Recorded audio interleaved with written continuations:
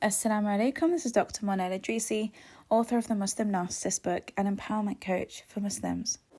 Today's podcast is going to be a Q&A, and it's a follow-up to my last podcast about how to raise empathic Muslim children. So I received quite a few questions after people had listened to the last podcast, and I thought it would be really beneficial for you to listen to the answers of these, because these are common complaints that I often hear from parents about their children and the difficulties that they face when they raise them, okay? So just before I jump in, do subscribe to the channel, do share the podcast with people whom you feel could really benefit from this subject. It really does help, guys. There are so many people who are receiving the podcasts, from WhatsApp groups and other places, and it's really making a difference to their lives, okay? So do share and do subscribe to the channel if you want more related content. If you need one-to-one counselling and coaching, just drop me an email to the address below in the description box with a short brief about your case, and I'll get back to you with a form to fill out, inshallah. Okay, so let's get started with the questions. So the first question that I received was this. My husband always gives the kids long silent treatments and gets upset when I give them attention during this time. So what can I do about this? So when you're married to someone narcissistic, know that they will always use the silent treatment card on everybody in the house. They don't care if the child is 2 years old or 5 years old. These people are so immature that they will apply the silent treatment to toddlers as well, because they don't have the emotional capacity to understand that children need emotional nurturing, and that the silent treatment will only make things worse. Now, narcissistic people, because they are children trapped in adult bodies, they can only communicate with children at their own level. They're not dealing with the child in these circumstances where they're upset as an adult, as a parent. So the problem with this is that the parent here is teaching the children that it's okay to not communicate. It's okay for me to be upset and angry and irritated and frustrated, and I don't need to talk about it. It will be enough for me to scare you into compliance and scare you into wondering how I'm feeling or what punishment you're going to get. By me giving you the silent treatment, it works more. Okay, it has more of a powerful effect on children especially. This also works on adults. This works on wives and husbands too, but this is where it starts. Okay, when you start getting your children used to the silent treatment, you teach them that they don't need to communicate. You teach them that problems don't need addressing, and that the best way to make a problem go away is to give someone the silent treatment and completely ignore them until the problem is brushed under the carpet and you come back begging for forgiveness. Because a lot of people hate the silent treatment. They really find it complete torture to be ignored for so many days and to be treated in a very passive-aggressive way. So they want the silent treatment to end as soon as possible. And because of the victim's need for the silent treatment to end as soon as possible, many issues do not get resolved. Okay, they don't get resolved. So if a child, for example, got really upset with his father or her father over something that they did that they felt was unfair, and they tried to communicate that to the parent, and the parent just didn't accept that, right? Because narcissistic parents have to have that power and control. You don't answer back to me. You don't talk back. You don't argue. You don't stand up for yourself. None of that. If you dare to do any of that, watch. You're going to get ignored for the next week. You're not going to get anything that you want over the next week. You're going to be treated in a passive-aggressive way for the rest of the week. And children really hate that. They really hate that because you put them in a very unsafe space. And the unsafe space is the place where they run to in their own minds, where they start assuming everything. Okay? My parents hate me. My parents are fighting because of me. I am not worthy of being communicated with. I am not worthy of having my needs met. I am not worthy of being listened to. Nothing I do matters. I am not good enough. All of these thoughts start going through the child's mind because there's no communication. They're now assuming everything about themselves. they're now telling themselves, obviously this is the waswas, right? We're talking about the waswas here. All these negative thoughts start coming into the child's mind, and the qareen starts playing with them. Now, someone asked me, there's another question of, does the child experience a relationship with their qareen? Yes, they do, and I'll come on to that later. So when children are given the silent treatment, they are actually exiled to a space in their mind with their qareen. You push them there. And that's where the qareen starts talking to them. And that's where they get all those negative thoughts. Do you know how many children I counsel who tell me that the divorce was my fault? That my parents split up because of me, because I didn't do my homework, or because I didn't eat my dinner, or because I didn't brush my teeth. This is what goes on in their minds when I sit with them. And they don't talk to their parents. They don't want to talk to anybody. When I finally get it out of them, the depression they feel always comes down to them believing that their parents' fighting was their fault, that the silent treatment was given to them because they're bad children. And because they're bad children, the family got split up. So this is what they believe. And a lot of children carry this burden unnecessarily because they're not communicated with. Okay, parents don't take the time to just sit down in a mature way and have a long conversation with the children about their behavior, about how to talk. This is tarbiyah. This is how kids are meant to be raised. They are learning.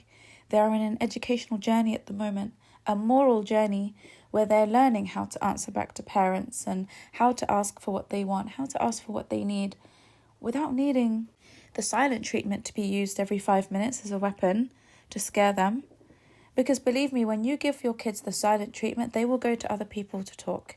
And those other people might be their teachers. And if they go to their teachers and they start telling them, my father gives me the silent treatment, he ignores me for days, he doesn't help me with my homework, he doesn't do this, he doesn't do that, it's going to get you in trouble, especially in this day and age. Because a lot of kids don't do their homework because they're neglected, and teachers pick up on this. When teachers pick up on this, they take the child aside and they sit with the child and they say, is there a reason why you're not doing your homework? And the child might say, well, yeah, my daddy's not talking to me. He's not been talking to me for the last week. And he's not helping me with my homework. He's not making my dinner for me. He's always screaming and shouting at everyone. Guess what's going to happen? Guess who's going to be knocking on your door? Wonderful social services. So when you give children the silent treatment, it will backfire on you in so many ways. And I'm talking to the narc parents here. And if not, parents don't want to listen to this podcast, you can tell them. You can tell them that there will be consequences of not addressing children's problems properly. And for this reason, if the narc parent insists on giving the silent treatment, and they probably will, because like I said, emotionally, they're not very capable of much. Okay, don't have high expectations of narcissistic people to meet you at a certain emotional and moral standard. It's not going to happen, okay? It's inner work that they have to do. And not many people put in that effort. Some do and some don't. Some actually do make the effort. I've got clients who, alhamdulillah, have made the effort to communicate with their children properly. However, don't have it as a general expectation. So what you need to communicate to your narc partner is that you need to make sure that there's a balance in the relationship. Because if both parents are giving the silent treatment because one is being forced to as well, then it's going to backfire on the entire family terribly. Like I said, social services can be involved, the police can be involved, and you'll just get yourself into so many problems. So when it comes to these matters, don't comply with any narcissist. Okay, they're just going to drag you into the same problem that they're going to end up in with authorities.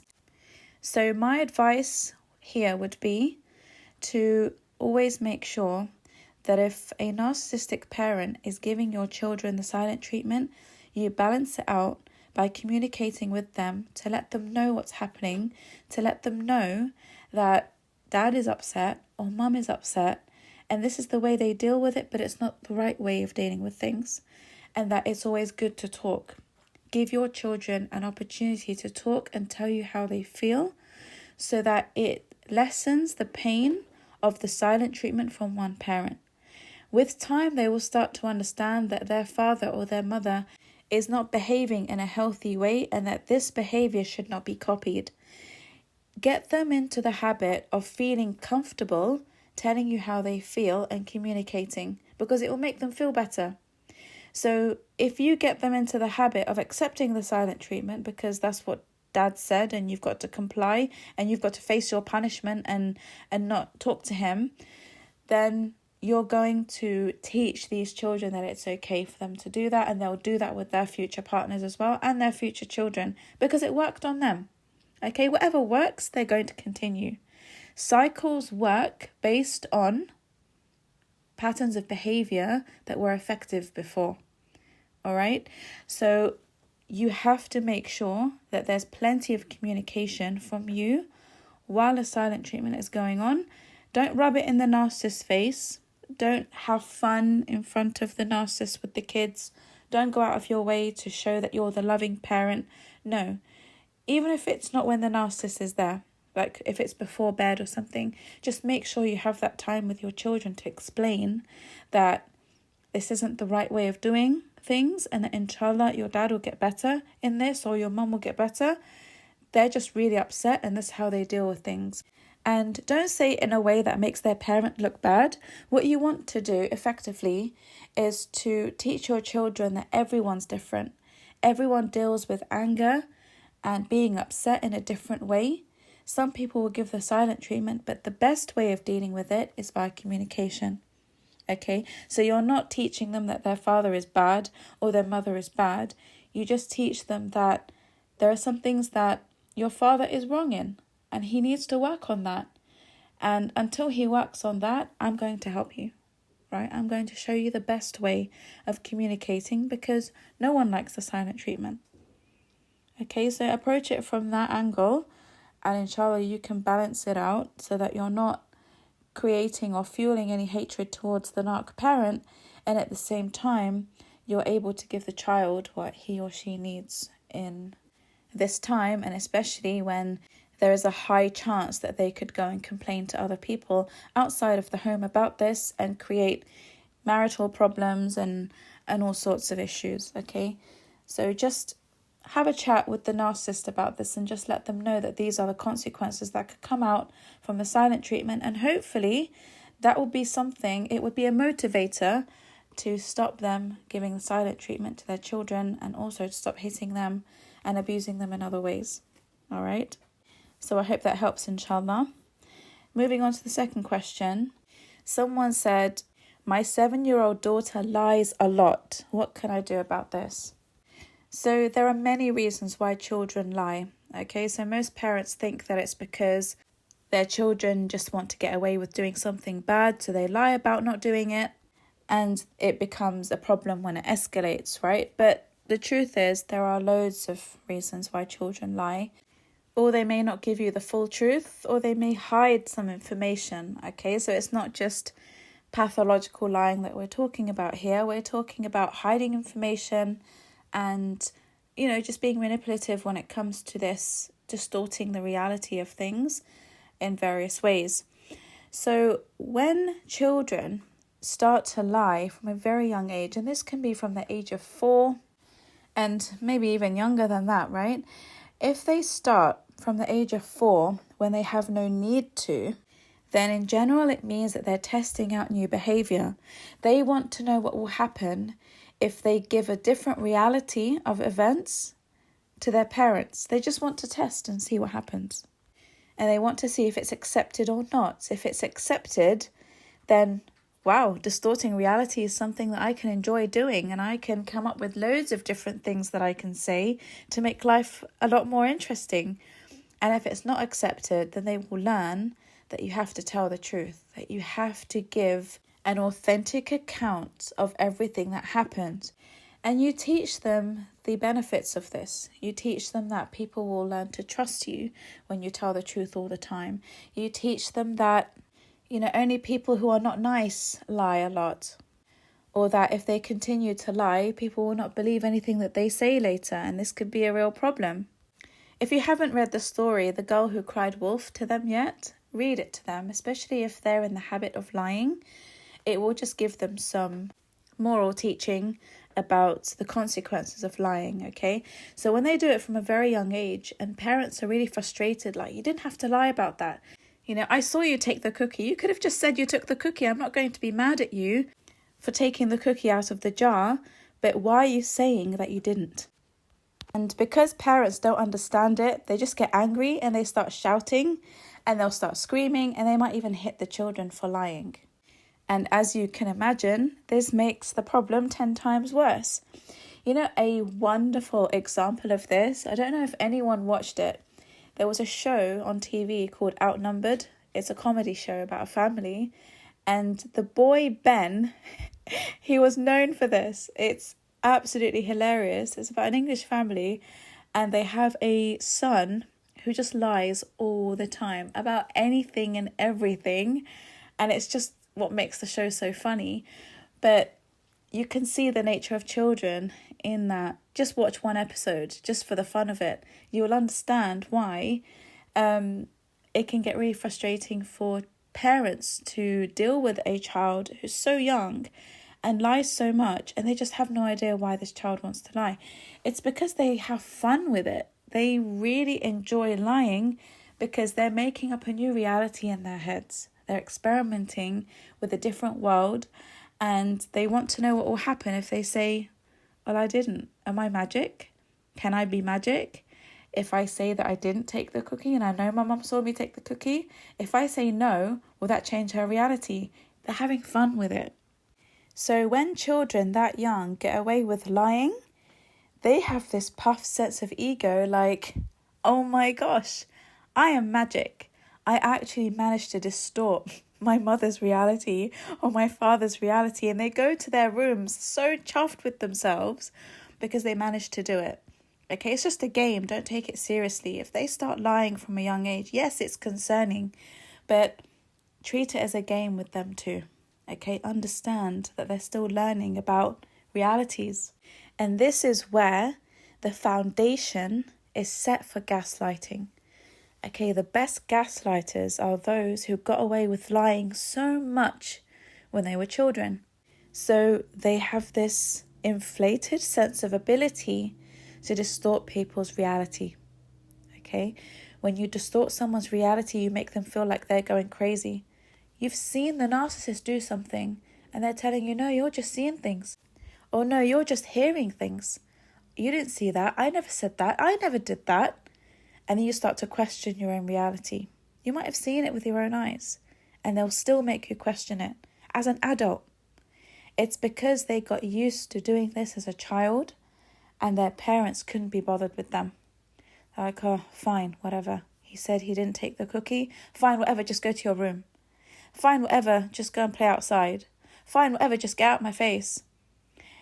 And that keeps happening until the child starts to believe that he can or she can distort other people's reality because they said so.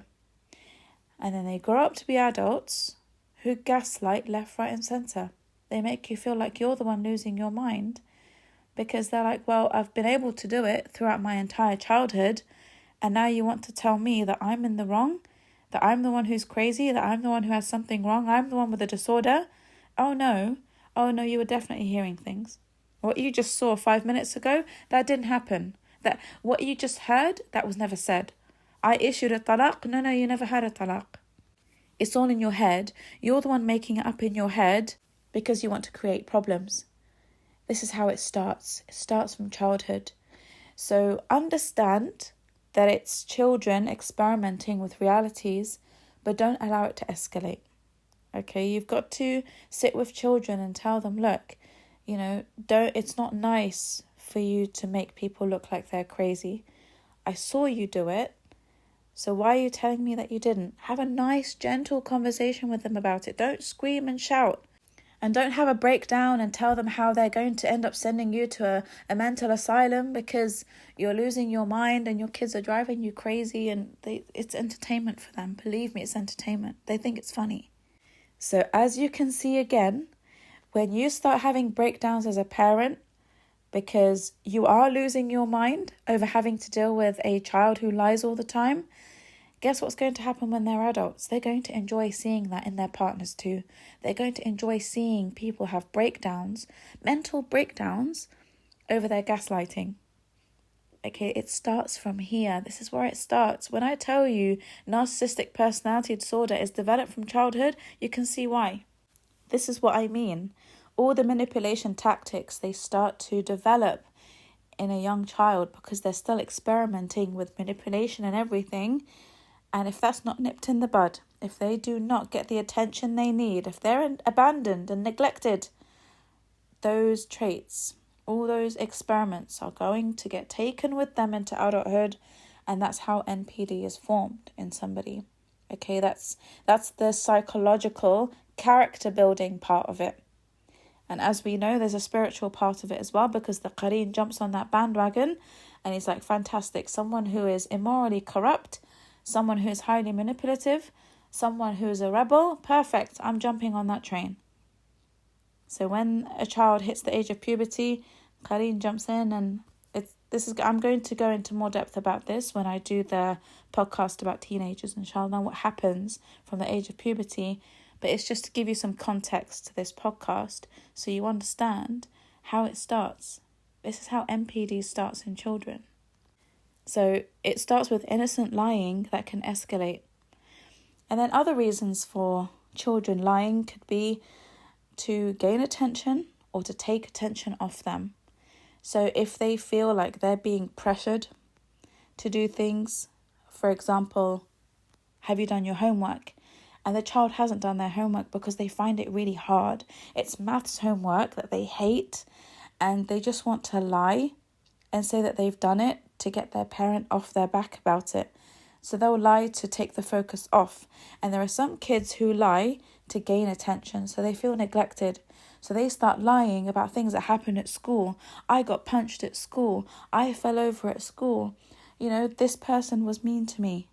Or I was really sick at school. Or they might pretend to be sick at school and get their teacher to call the parent, to call you and come and collect them from school. They just want attention. They lied about feeling sick, but they enjoyed the attention they got from the teacher at school, from the nurse at school, from the kids at school, and now they're getting the attention from their parent who has to leave work and come and pick them up from school. Can you see how this works in their favour when they lie about things like this just to get attention? They'll lie at school as well about, loads of different things to gain popularity, to gain people's approval. They might tell their parents that they did really well in a test, or they did well in the school play, or whatever it is that they're involved in, so that they get praise and approval for something that they didn't do, but they feel like they have to lie about it to get it.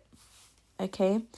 And, you've got to be careful, because as we know, there are white lies and there are black lies. So when a child is constantly giving you white lies, it's not that serious if it doesn't accumulate.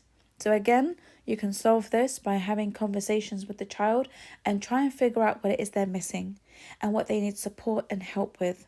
It could be their homework. It could be their self-esteem. It could be that they're being bullied at school and they don't know who to talk to because their parents are so emotionally unavailable and they're always angry and snappy and they don't have time. You need to sit down and actually figure out, what is it that's causing them this? Is it because you're not spending enough time with them? Is there not enough quality time that you're spending? Are you not taking them to the cinema, taking them to eat, taking them to the mall, taking them to the beach? Is there not enough time being spent with the children for them to lie for your attention? And then you've got the black lies as well, where they really step out of line, where you've told them, for example, I don't want you hanging around after school with the older kids. And that's what they go and do. Or they go and talk to strangers, like, weird men in the park or weird men walking back from school, and you've told them, don't speak to strange men, don't speak to anyone who comes up to you, don't take sweets from strangers. If they do that, then that's when it becomes major, right? They're now lying to you about not doing those things, and then you hear it from another parent at school that there was a problem. Okay, there was a problem with a stranger, and, you get all these stories about pedophiles and predators, and If children start lying about who they talk to when it comes to that, they've crossed a red line. That's where you become serious and you're like, look, there's a huge danger and there has to be a consequence to you breaking this rule and lying about it, because this is a major problem. It's going to get you into a lot of trouble. So maybe here you can do something that will show the child that you're upset. For example, you planned on having a cake making day on the Saturday, and this is something that you now have to cancel because you're really upset that the child broke a promise or broke a law that could have got them into a lot of danger. So you have to show them how upset you are, and not in a way that's manipulative, but in a way that shows them that you've crossed the line and you do not lie about things like this. You never lie about things like this. And don't just give them the silent treatment. Don't just punish them, but do not do the activity with them of baking cakes and cupcakes and all of that, and allow them to come to you and tell you why they broke that rule. And let them tell you that they're sorry. Let them hold themselves accountable for it. Let them hold themselves accountable as well for lying about it and why they didn't tell you the truth about, speaking to strangers, so that not only did they break a rule, but they also lied about it, okay? So have a conversation with them about that. Again, they're still learning. Don't punish them by giving them silent treatments and screaming, shouting, and, doing whatever. Just have that conversation. It's going to be far more powerful and effective than you just completely going off on one. And then once you see the child actually feels remorse, they feel really bad for it, they understand the danger of what they did and the consequences that could have come out of a very bad situation. Once you see that they've, really taken that in, they've understood it, they've processed it, they feel really bad, they apologize for it, then go back to suggesting that you go and bake the cupcakes, okay? So don't make it like a long-term punishment. You see that they've learned? Khalas, that's it. Okay, right. Now that we've got that sorted, now that you understand and you're never going to do that again, how about we go and make the cupcakes now? Because I'm not mad at you anymore. That's all you have to do. Okay, that's all you have to do. And wallahi, that's more effective on children than completely losing your mind over them doing something drastic, because like I said, I'll say it 100 times, they're still learning. They're still learning right from wrong. Why are children not accountable by Allah subhanahu wa ta'ala for their mistakes? Because they're still learning right from wrong. They're only accountable when they reach the age of puberty. Up until that age, parents Islamically, they are requested and expected to teach their children right from wrong. So the kids are going to make hundreds of mistakes, because they're learning. They need to learn that what they did was right and what they did was wrong. Okay? So you have to exercise a lot of patience in this bracket of time when they're growing up.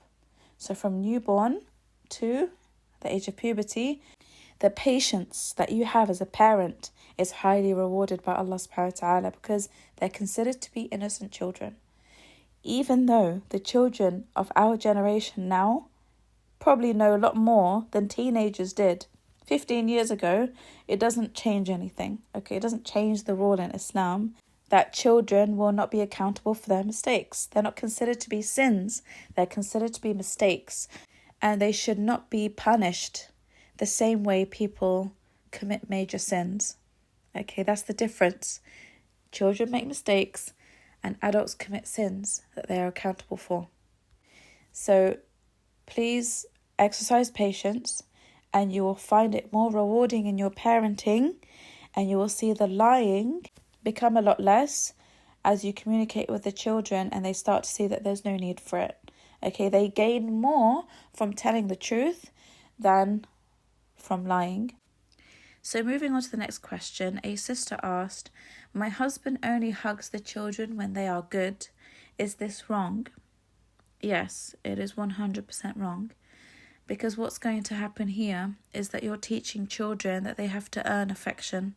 So if a parent does not hug, hold, kiss and cuddle their children, even when they're, having a hard time, when they're having a tantrum, when they're really upset, they're really crying, when a child is going through all of that, a narc parent is going to be highly irritable around that child and highly frustrated. And there is no way you can get a narcissistic parent to be emotional and affectionate with a child going through all of that, because they are causing the narcissist distress and headache and discomfort, right? Having to deal with this.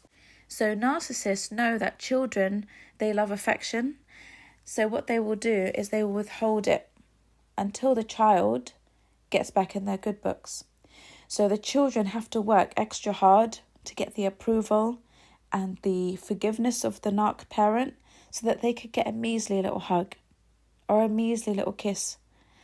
And this carries on into adulthood, unfortunately, when these children become so codependent that they will just latch on to anyone who gives them a tiny bit of affection and sweet words and things like that.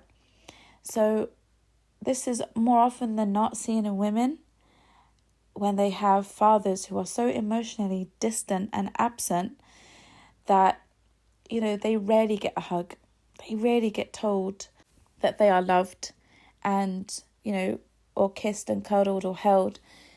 Girls experience this more with their fathers who are narcissistic, and this is why so much love bombing works on women, because, especially when affection is involved, right? If a woman meets a man and he's showering her with affection, I'm talking, in a haram way before marriage and all of that. He's trying to hook her, right? He's trying to reel her into this haram relationship or to this toxic marriage. He's going to shower her with what he knows she's missing because he's picked up on it. He's picked up on how physically clingy she is and how much she needs, to be told that she's loved and she wants to be hugged and she wants her hand held all the time. When girls are raised in these types of homes, they grow up to be women who crave attention from anybody. And that's why this type of love bombing really works. So when she gets this type of love bombing, she feels she's found the one. She's found the person who's going to give her all the love she never had from her father. I'm going to talk about the father wound, inshallah, in a deeper way in another podcast. But I'm just touching upon this subject so you understand that when parents teach their children that affection has to be earned, then children will either grow up to be very emotionally distant because they have to work so hard for it and they just can't be putting in all that effort just to get a hug at the end of it. So they prefer not to have a hug at all. Okay? They don't like physical touch. That's when you become more narcissistic. Narcissistic people, in general, don't like physical touch. And they only like it on their terms, not when you want it. Not when you want cuddles. They will be so cuddly and clingy with you when they want cuddles, when they want their needs met. So that's that. But if you're codependent, you are going to be overly affectionate with people, very touchy-feely, and it makes narcissistic people feel really uncomfortable. And other people too, right? Not everyone likes that, physical touch all the time. But codependent women especially will be like that. And it starts from here, unfortunately. That's what happens when you teach your children that affection is earned. Try and be affectionate with them at all times, especially on their down days. When you give them hugs and kisses on their down days, even when they're having a tantrum, you help them to calm down quickly and they soothe very quickly and they're more likely to talk to you quickly. Okay, it doesn't take hours and hours and hours for them to open up and start talking. If you just go and give a child who's having a bit of a breakdown a tight hug and you just hold on to them for a while, let them cry it out, let them scream it out, but hold them, you will do wonders of healing to that child. Okay?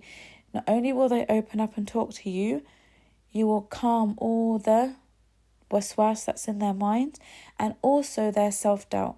all their inner critics that are chattering away. You're not loved, you're not wanted, you're not cared about, you're neglected. All of that will go away because the parent is physically demonstrating that I'm here and you are my child. I'm going to support you and love you through your bad times and your good times. You don't just get rewarded when you're good. I'm going to be here for you in your bad times as well. And you do this as a Muslim parent because Allah has told you they are not accountable for their mistakes. So you have to be forgiving. You have to be loving at all times with children. And I know it's hard. I know it's easier said than done because I've honestly seen kids in my life who honestly look like they've jumped out of hell itself. Okay? But that happens as a result of very bad parenting. Okay, they get to be so satanic in their behavior and so rebellious and so unbearably naughty because they're so neglected, because their emotional needs are not fulfilled. You'll find loads of reasons. If you dig through these podcasts, I'm sure you'll pick up on what you've not been doing with your children. Now, I know I'll probably get another question from someone who will say, well, I give my children everything. You know, we give them all the time, the love, the respect, the attention. We give them everything. But they're still so naughty. Here, if they're still so naughty and they have no reason to be, and they're so rude and they're so rebellious and they're so, like I said, demonic, like little Damians in their energy and in their behavior and their tricks and pranks, and you just think, is there something spiritually wrong with this child? The answer is possibly yes. Okay, the child may have received a very bad ain, so the evil eye would have hit their good behavior, and all of a sudden they turn into something else. And you'll know that it's evil eye or black magic as well, because sometimes children are victims of black magic. Their behavior changes in one day and one night. So if it's gradual, gradual rebellion, gradual anger, gradual bad behavior, you'll know that it's got nothing to do with evil eye and sihr. It's more to do with the parenting, okay, that needs improving. But if the child is absolutely fine in their health, mental health, their behavior, they're good children, they're wonderful, they're kind, they're sweet, and they just switch, you need ruqya on that child, because lots of rebellious, horrid children are unfortunately victims of black magic that jealous people do on your children. People are jealous that you have such well-behaved children who are so sweet and calm, because they're not looking at their own terrible parenting, which has caused their children to be so naughty, right? But they're looking at your children and how did your children come out like this? Black magic. Let's do a bit of black magic, teach these people a lesson. Let them live the same life we have. Let them experience the naughtiness of children like we have to deal with. Oh, there are evil, disgusting people like this. Podcasts coming about them too. Okay, trust me, it's all coming. I've got so many podcasts I need to get through. But it's only when it happens in one day and one night. Okay, so I just wanted to answer that question quickly because I know it will come up. Lots of parents tell me, my children, they've got the best upbringing. We are so loving, so caring, and they still turn out to be so demonic. What's going on? That's what's happened. Okay? There are symptoms in children that reveal if they've had it on them. Different podcast, inshallah, but I just wanted to give you a heads up on that. So don't have affection as a reward. Never have affection as a reward. Always have it present throughout the entire relationship, in the good and the bad. It really helps children to calm down and be better. So, I would advise that parents treat their children or reward their children in different ways. Okay, so affection, love, care, all of that should be a standard present in the relationship. It should never be used as a weapon or as a pawn or as bait. Okay, it should never be used for anything. It should be there. Children need it. If children go through life without having any affection, trust me, you're going to raise some seriously messed up children, and most likely they're going to have NPD. Okay, a lot of men especially who had no affection from their mother or very little affection, they grew up to be very cold-hearted men, and they have a hate towards women because of it. They didn't get the love and affection from mum. It is so important. So imagine a child goes through their entire childhood with little to no affection, what that can do to a child and what that can do to a man when he fully develops into his adulthood. You know, they carry that bitterness with them. Like, I was never loved as a child, and I will never be loved now. So if I'm going to be hated by everyone and not wanted by everyone, then I'm just going to, project a false self onto everyone that can be admired, because the real part of me, the core part of me, the child part of me was never loved. No one ever wanted to kiss, cuddle and hug me as a child. Okay, they never forget that. They only remember the slaps they got and the punches they got and the silent treatment they got. That's all they remember. And that's what they take with them into adulthood, and they project it onto everyone else. The same thing they went through, they're going to make sure everyone else goes through it as well, because they don't know how to love children. They never experienced it, so they can't give it. Okay, their cup is always empty. They don't know what to give from. So they only give from what they know. That's why I tell a lot of people that their parents didn't intentionally bring them up in a harsh or horrible way. They only brought them up in the way that they knew. It's the only way they knew. Raising children meant getting hit and getting sworn at and verbally abused and all of these things, and punished in various ways. That's what your parents knew.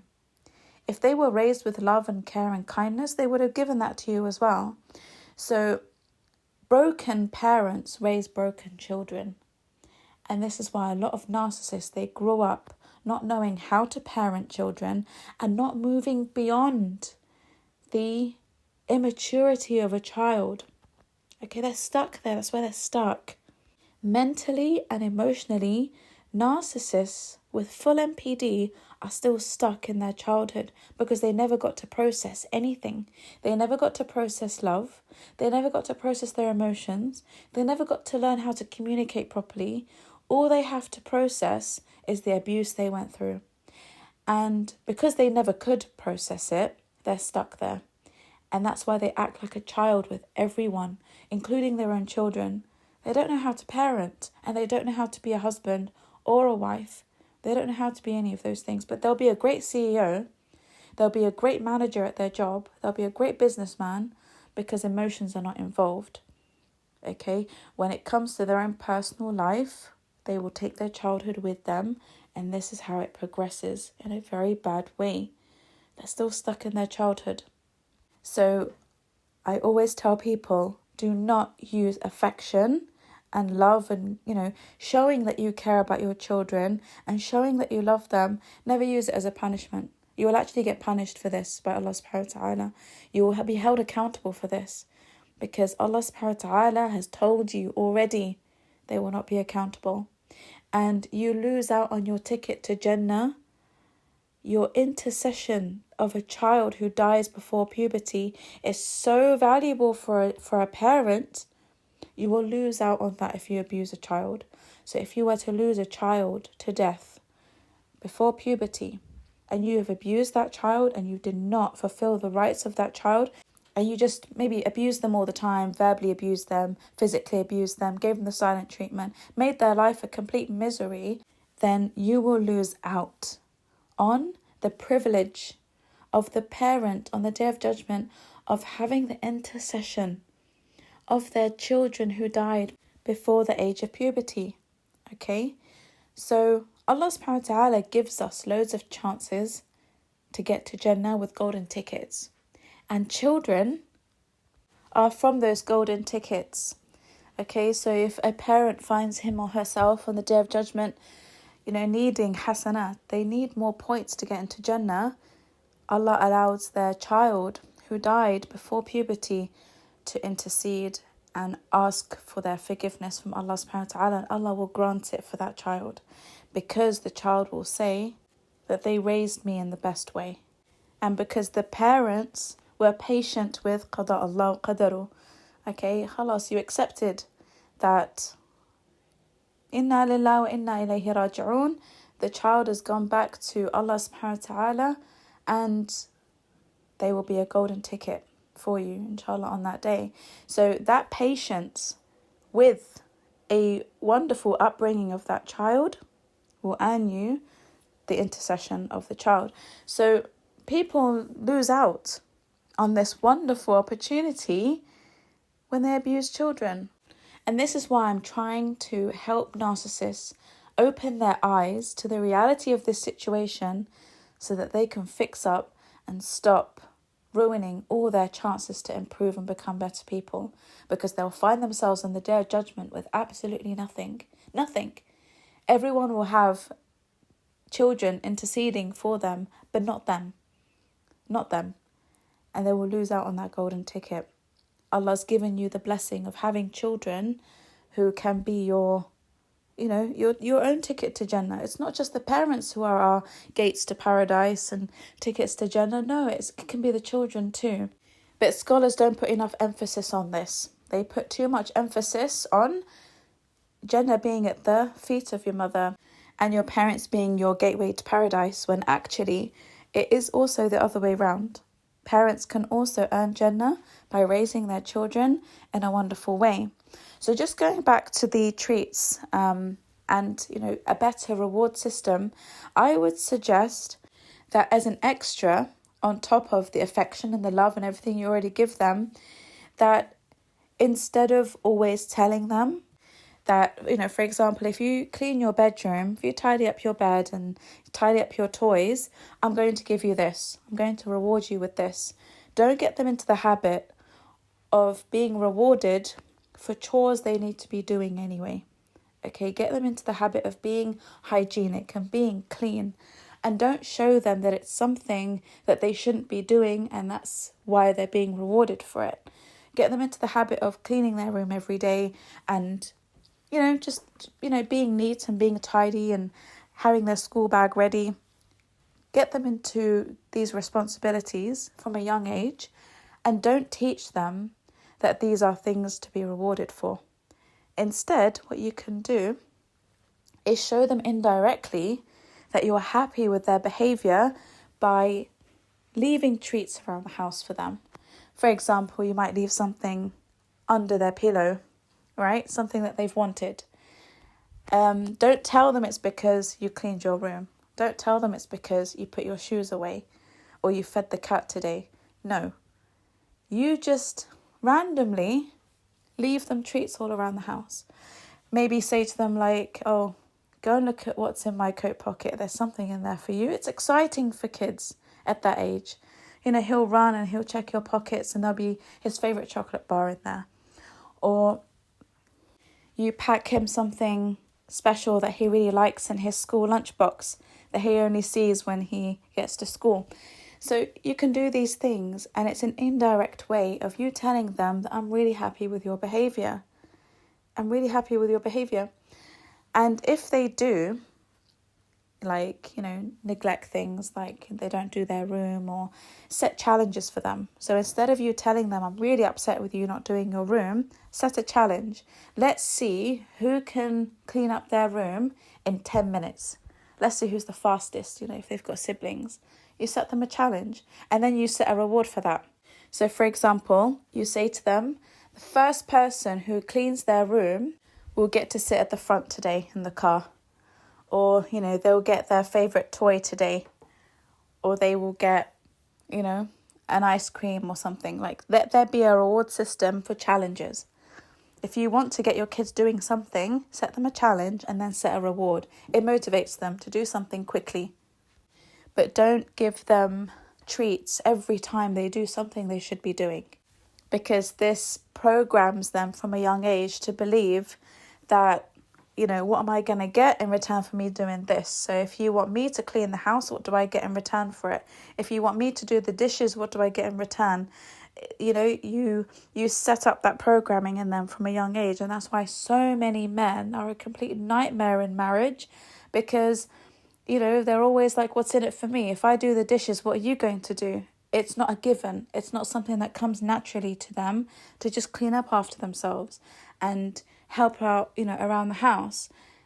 For them, it was like, well, I got paid for this when I was younger. I got pocket money to do the chores. That's how their programming is. So they don't accept to do it when they're older. Like, I never did this as a child. My mum did everything for me. Until now, it's just the women in my family who do that. Get the kids involved, all of them, boys and girls. Get them involved in cleaning the house. Get them involved in baking and cooking dinner and laying the table and doing house chores. Boys and girls have to do this. Okay, don't just give these assignments and things for girls to do and leave the boys doing whatever they want to do, like playing outside. No. Get them to do house chores, even if it's the women inside and the boys outside, and then let them take it in turns. Sometimes the girls are outside doing some gardening or sweeping, and the boys are inside with mom, learning how to cook and learning how to bake and learning how to clean. And then the week after, the girls are back in the house and the boys are out in the garden. So teach them that family, being a family is also teamwork, and that these are skills you're going to need when you're older. You're going to want to know how to plant vegetables and flowers, and you also want to know how to make your own egg on toast. These are life skills. I don't understand why some cultures are so adamant on only women having these survival skills when boys need them too. Boys really enjoy things like this when you get them into the habit of not looking at it as a chore. I know loads of kids now who just, they're boys and they love cooking. They've grown up to be men who absolutely love cooking. They're always in the kitchen. They want to open their own restaurants and they're cleaning. They're happily doing all of the chores. They're happily in the garden, building, fixing, gardening, all of that. They're okay with it because they were raised in that way. They were raised to participate in these skills growing up. And it makes men like this much better husbands and much better fathers, because now you've given yourself an extra activity to do with the kids. Now you can teach kids how to, like I said, plant and grow and look after things. And you can also teach your children how to bake things and make things at home. And even if it's just house decoration, and you've given yourself an extra skill to teach and pass on to your children. So, it's just something for you to think about, because this quality time is really important. And this way of giving treats to children as a reward system is far more better and more effective than affection. Affection, like I said, should be a standard. Now, the next question is, someone said, I feel guilty hitting my children, but it's the only way they listen. It's not the only way they listen. Okay, like I said in my previous answer, you're doing something wrong. There's something majorly missing. Please go through these podcasts and listen carefully to what it is that you may not be giving your children, and what is it that they're crying out for. Naughty behavior is always a cry out for attention. They're showing you that they're rebelling against your parenting. They're rebelling against something that you're doing that they don't like. So dive deep into that and figure it out, and that problem will go away, inshallah. You won't even need to hit them anymore. You shouldn't be hitting them anyway, but you will no longer feel a need to do that once you resolve the core issues. If you need help with this, please book one-to-one counselling and coaching. I can help you figure out what the problem is, okay? Because I understand that parents get really angry when they see their kids as well, constantly fake crying and fake having tantrums and fake being sick, and they get all dramatic. I've seen 7-8-year-olds do that, and it is irritating to watch. I know it's so frustrating, but they're doing it for a reason. They're doing it because they're trying to communicate something to you that they're unable to express. They're finding it difficult to talk to you. They might even feel awkward, or they worry about the consequences. They worry about being punished even more if they tell you what it is that's wrong with them. And if they have a problem with you, so they're like, oh, I can't tell my mum I've got that problem with her. I can't tell my dad that I hate it when he behaves in this and that way. I can't tell my dad that I think he's a psycho and that I hate him. I can't tell him that. So lots of kids really fear their parents. They fear talking to their parents. They fear what's going to happen if they tell the truth and if they actually tell how they really feel. Okay, so they display this rebellious behaviour because they feel like they've got nothing to lose. Let me just go all out with my naughtiness and give my parents a hard time. This is obviously in partnership with their qareen as well. Their qareen eggs them on, and the qareen eggs them on because they found an opportunity to do that in a child's mind because the parents are neglecting the child. Okay, I've said it before. This is a prime opportunity for the qareen to really fuel up the naughtiness of a child to drive you insane. So it's an attack against you and your bad parenting and everything that you're doing wrong. Your child will be, unbearably naughty for that reason. And that's why parents hit their kids. That's why they have this impulse to just give their child a slap or, a smack on the bottom or whatever it is that they do. They have this impulse to punish the child, and that comes from your qareen. Your qareen wants to create so many traumas within this child because they know that this child will grow up being so problematic as an adult as a result of this. And the qareen of the child also wants you to go crazy and lose your mind and be an even worse parent by hitting the child, which is something forbidden in Islam. So now the qareen is getting you breaking rules. Okay, breaking Allah's rules in regards to dealing with young children. This is how both qareens work together. Okay, can you see how it's done? This is what happens. This is what happens in this problematic relationship you have with your very young children who are just so rebellious. When you start reacting in the way the qareen wants you to react, you're going to fuel a very negative relationship between you and them, and you may even start to hate your child. You may start to despise your child and no longer want to be around them. You will wish that you never had children, and you will wish that if you're co-parenting, that the father who is so neglectful, who is so narcissistic, just comes and takes the children. You'll get to that point because you are feeding the reaction of the qareen that he wants to see. Okay? And that's what fuels you to hit children. The child might be small and cute and even sometimes you feel so guilty after.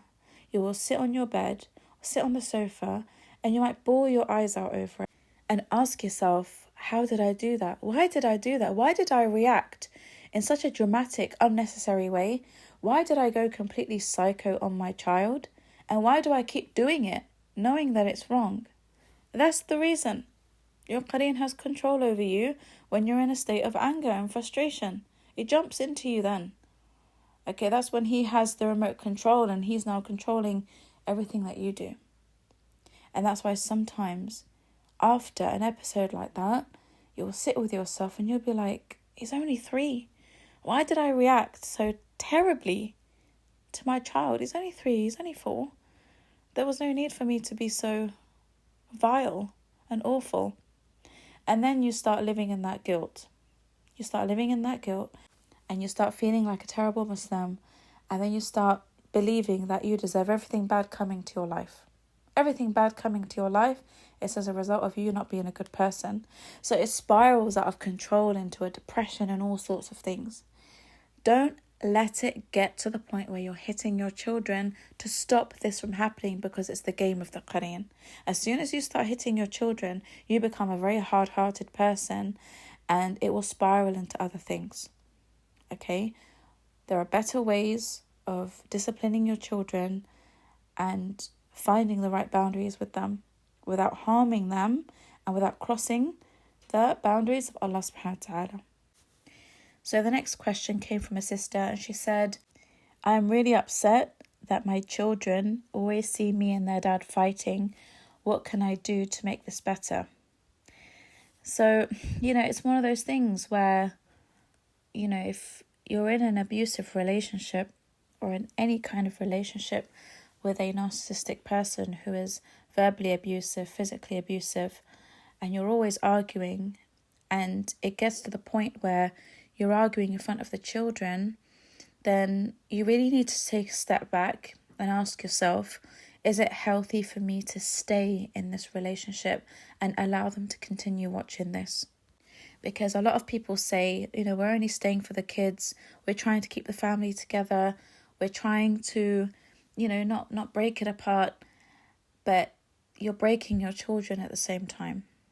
Okay, you're trying to keep this family together to uphold a public image that, you've done well as a family, or divorce is taboo where you are and you really don't want to get a divorce, you're worried about being alone, whatever reasons come with this. They're all different, but it's the children who pay the price because they're forced to stay in this family as a result of social pressures or your own insecurities, for example, and they have to witness all the ugly stuff. They've got to witness all the fights. Now, when children witness these fights, they feel scared. They no longer feel safe. They lose their stability and they lose the security of home. So being in a house is different from being in a home. When you are home, you feel safe, you feel loved, you feel protected. You feel like you can come home and it's a happy place. But a house is just a house. A house is a building with 4 walls that you live in. So my advice to you would be, if you're going to have fights and arguments, do them away from the children. Do them when they're at school. Do them when you're out of the house.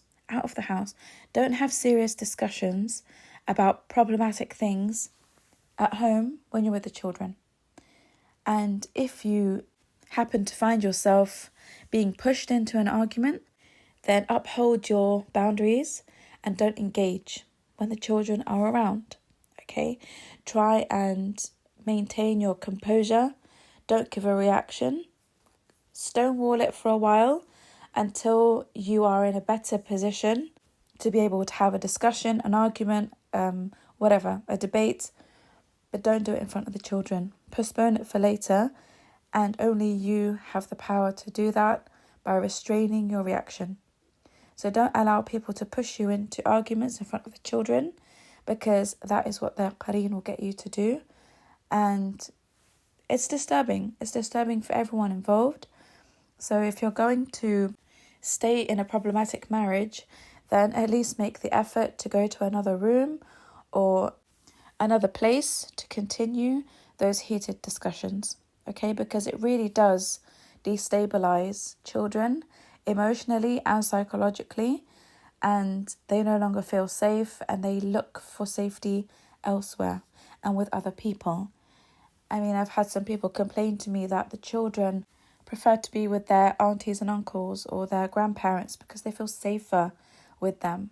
They feel loved, they feel care, they feel attention when they're around other people. So that's what's going to happen. If you continue ignoring the concerns and the fear of your children whenever they see you upset, crying, fighting, arguing, you're going to push them away from you completely, and they may not even want anything to do with you when they're older as adults.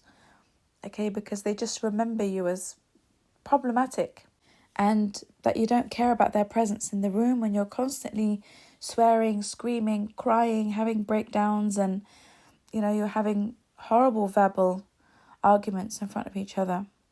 So that fear of not being cared for and not being loved and not being taken into consideration will push them away from you even as adults. And that's why lots of people lose their adult children when they grow up and they have that freedom to move away. I see it so much, where people just don't want anything to do with their parents because of this accumulation of childhood trauma. This is all childhood trauma that they're being put through. Okay, and this is their example of what marriage is.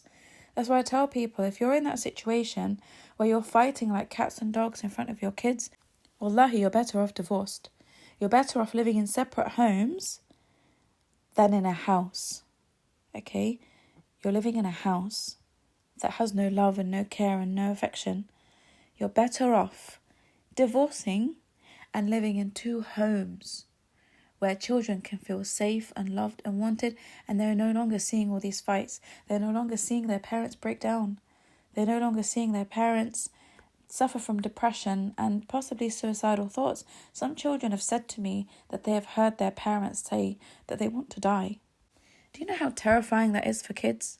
Or to hear that, their father has told their mother to go and die or to go and commit suicide, or they hear these things, and then the mother eventually does become suicidal.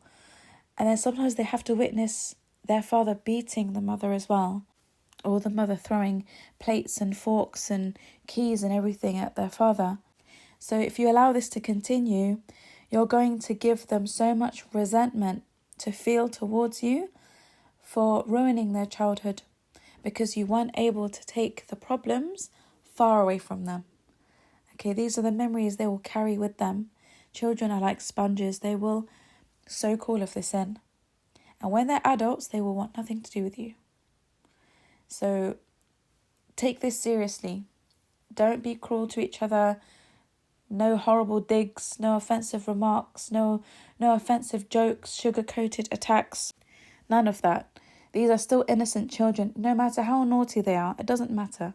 It doesn't matter how satanic they are in their behaviour. They're still children. And they're watching and they're learning and they are absorbing all of this into their character. Do you know how many kids grow up copying the behaviour of their father and getting arrested later on in life for domestic violence too? Do you know how many women verbally abuse their husbands because they saw their mothers do it when they were growing up? So it's all learned behaviour. They're watching and they're learning and they're copying, and they will apply it on other people. They will test it on other people.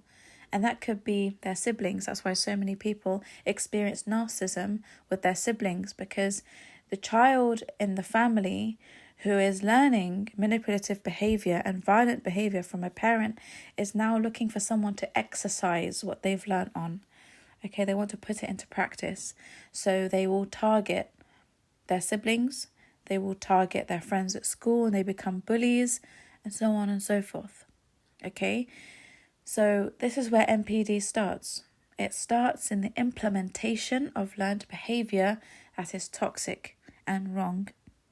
And then if they start to like the power and how it feels to be that toxic, then guess what's going to happen? That's going to develop further in their teenage years, and even further than that in their young adulthood and so on, up until their 70s, 80s and 90s sometimes.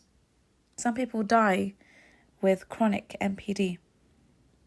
So this is how it develops from a young age. They witness very unhealthy relationships and they copy them, or they learn from the manipulative behaviour of one parent and implement it in their own relationships, because they're still learning how to form relationships. So when this is the example you have, this is exactly what you're going to apply to the new relationships you start forming as children. That's why you get 4, 5 and 6-year-olds as bullies in school. You think, he's so young. How can a 5-year-old be so problematic and so hateful towards other children and so envious and so vindictive? He's only 5. How did he learn how to be like that? How to be so evil? I tell you, look at who their parents are. Children in this age category are a mirror of their parents. Okay? They will mirror what their parents project onto them. Now, sometimes the child is an empath and very quiet, secluded, isolated. They sit alone in their room playing with their toys. This is also an indication that the parents are not giving that child enough attention. So the child now has to self-soothe and try and figure out a way of occupying their time so that they don't burden their parents with requests for attention. So because parents have that parental control over their children in this age category, the children will become a mirror of who their parents are, because they are solely responsible for how these children turn out in that age category. Whereas, in teenage years and in young adulthood, the parents are no longer responsible for how the children turn out, because now they will be affected immensely by their environment. So parents will lose a lot of their control over how their children are raised, and who they associate with and whose houses they go to and whose birthday parties they attend and what school trips they go on.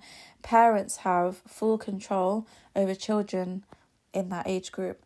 But as soon as they hit teenage years, parents will lose a lot of control. And so the teenagers will now be accountable with Allah subhanahu wa ta'ala for the decisions that they make based on the upbringing they had. So if they had a moral upbringing but they choose to go off with bad friends, then they will be accountable for that. And if they had a bad upbringing and they decided to go off with bad friends, then that will be a result of what they were given, and the parents will be accountable for that. Okay? So if you are a good parent and you've raised your child in the best way you can, but the child decides to take a different path in life, right? They decide to deviate or whatever. I've said this in the previous podcast. It's no longer a blame upon you because you did your best in regards to raising them with love and attention and education and everything, right? But if you didn't fulfill that responsibility to the best of your ability, then you will be accountable for how your children turn out because you did not give them the right start in life. Okay, so again, like I said, it's never too late to start. If you still have young children, it's never too late. Just work on nurturing them and work on the communication side of things and the affection side of the relationship, and inshallah you can turn things around. So moving on to the next question. Someone said, my mother always shamed us as children and I really hated it. And now my wife is doing this to our own kids. So shaming children is one of the worst things you can do, especially when it's to manipulate them. Okay, so if you feel like shaming them will encourage them to never, make the same mistake again or, to avoid doing X, Y, Z, you're wrong. Because shame is one of the core emotions that people who have narcissistic personality disorder suffer from. It's that deep-rooted shame that they're not good people, that they are useless, worthless, unloved, that they're good for nothing, because that's all they heard growing up. So if you had an abusive father who always told you you're pathetic, you're stupid, you never do well in school, you are so dumb, you'll never be someone great in life, who could love you? You're such a nightmare child, you're so naughty, I wish you were like your brother, I wish you were like your cousins, I wish you were like your neighbour who's so much better than you, is smarter than you, cleverer than you. If a child is constantly shamed in that way, then they will grow up with NPD.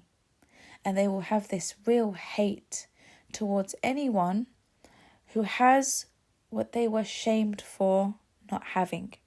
So, for example, if they come across people later in life, from school years onwards, who do really well in their tests and exams at school, they will hate them for no reason whatsoever, just for the fact that, they got shamed for not being clever, and this kid at school is doing really well. The kid is a nice kid. There's nothing wrong with this kid at school. He's nice to him, he's nice to everybody.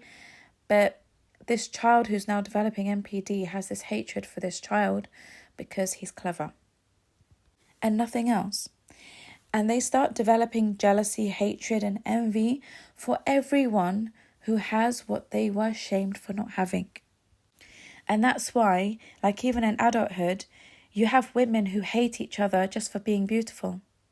The woman will be a nice woman. She might be very empathic, but because she's beautiful, women will hate her. And when it comes to men, again, they might know someone, he's a great guy, he's a pious man, but because he has money, they hate him. He's done nothing wrong to them, but just the fact that he has money and they don't, and they're shamed for not having money, they will hate that guy and they will envy him and they'll be jealous of him. And they don't like that feeling, but it always triggers their shame. Whenever they come across someone who has something they were never validated for or praised for, they will automatically hate that person for no reason other than that. And that's why you find a lot of poor people who hate the rich, and short men hate the tall men.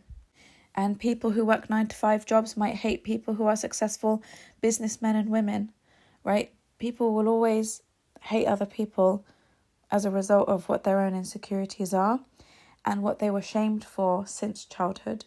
So if they were never told they were beautiful as young girls, they will hate beautiful women in their adulthood. If they were never told they were smart and clever, then they will hate successful people in their adulthood. And they can't help it. It's ingrained in their childhood programming, and you can unprogram yourself from it. This is what I do with my clients. I help them to unprogram all their childhood trauma and what they were taught. It takes time though, and you have to have a will to do it. You have to have an awareness that there's something wrong with you. Okay, even when it comes to religious issues or iman issues, if you were constantly shamed as a child for not praying properly, or you were punished for not praying, or you were punished for maybe cheating in Ramadan, maybe you snuck a date before, Maghrib, or you weren't wearing your hijab, whatever. If you were shamed for religious shortcomings or faith shortcomings, you're going to hate everyone who has faith and who does come across as being religious, and they do it easily and naturally. So some people really struggle with their faith because of their childhood and how they were raised and how they were taught about Islam. And when they come across adults who naturally have a lot of faith and they're happy in their life because of that faith, or they practice Islam easily, maybe they really enjoy wearing the hijab, maybe they really enjoy praying and, and doing all these things, there will be Muslims who hate others for this. Okay, they will hate you for your iman. They will hate you for how you practice Islam, because it's something that they feel they don't have and they were never validated for. So they see you as being better than them and being maybe more deserving of Jannah than them. And that's why they become so judgmental on every tiny thing that you do. Okay? All these trolls online who nitpick at people's faith and people's deen and people's way of living life. This is haram. Seek repentance for wearing a purple abaya, sister. This is haram. That's all they have to say in their comments. This is haram, astaghfirullah. This is haram, seek forgiveness before you die. This is haram, this is the practice of the people of the hellfire. That's all they say in their trolling comments. And it's these people who have that hatred for other people's iman and other people's practicing of the religion. Only judgmental people do that. So they will go around picking on other people's iman and other people's way of practicing the deen because they have insecurities with their own iman and their own religion. They have their own insecurities with it. They're not happy with themselves. They don't even like the way they practice Islam. But in order for them to feel better about how they choose to do it because they don't want to change, they nitpick on everyone else and how everyone else is practicing the deen and how everyone's faith is not good enough. And it's just to make them feel better about their faith because they do not want to live life believing or knowing that you're actually doing what's right.